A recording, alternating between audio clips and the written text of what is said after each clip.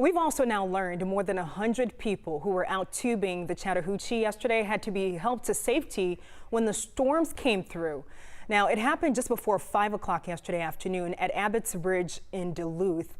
We're told a group that was part of a tubing company became stranded when the storms moved in quickly and caused rough conditions on the water there. After 2 hours, 111 people were helped to safety. 35 of them had to be pulled from the water by rescue crews there. Luckily, though, no one was hurt in that incident.